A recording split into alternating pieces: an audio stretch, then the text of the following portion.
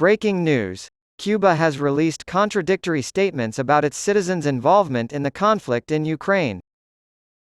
Reuters, September 14, contradicting an earlier statement by Cuba's ambassador in Moscow, who said the government did not oppose its citizens' legal participation in Russia's war in Ukraine.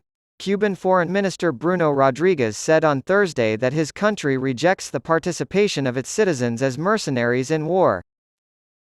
These seemingly contradictory statements come after reports in Cuban state media and some foreign outlets that young men from Cuba have enlisted in the Russian military as mercenaries and victims of human trafficking in recent months.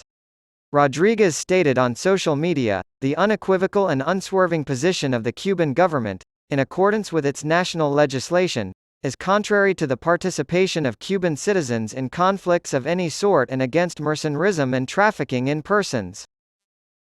17 people were reportedly arrested by Cuban authorities last week in connection with a human trafficking ring that enticed young Cuban men to join the Russian military in the Ukraine conflict. Depending on the severity of the crime, mercenaries and those involved in trafficking could face life in prison or the death penalty, according to Cuban authorities.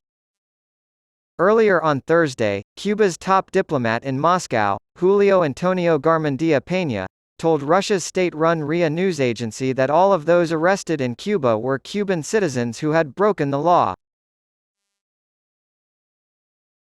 AI companies in Ukraine, a comparison. Policy vacuum.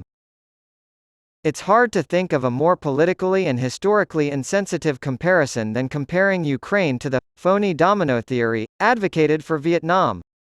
The most apt analogy would be Adolf Hitler, who also attempted to dominate the European continent. Hitler lied to conceal his true motives. Brutal murder boss Vladimir Putin has not even bothered to lie. Putin has stated flatly that he wants to rebuild the Soviet Union, and he has shown his determination by invading Georgia in 2008, and then Ukraine twice, the second time with Russian volunteers in 2014. Putin has shown in Syria and Africa that he, like the Soviets, is not content even within the borders of the former Soviet Union.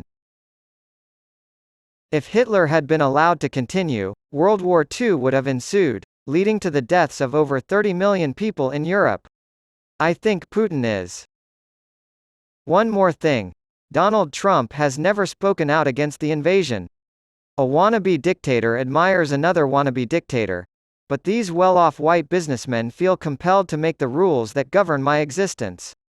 They justify it with a bogus claim to concern for national security. It is never in the best interest of the United States for the Senate to hold private meetings. Only the corrupt benefit from them. The time has come for antitrust law to be used to dismantle the AI oligarchies. In their 30 years of making shows, did they ever think to include you, me, or anyone else like us? Political opponents are using the president's age as a distraction from the fact that they have no real argument against his presidency. If he's good at what he's doing now, why would they let him go because of his age?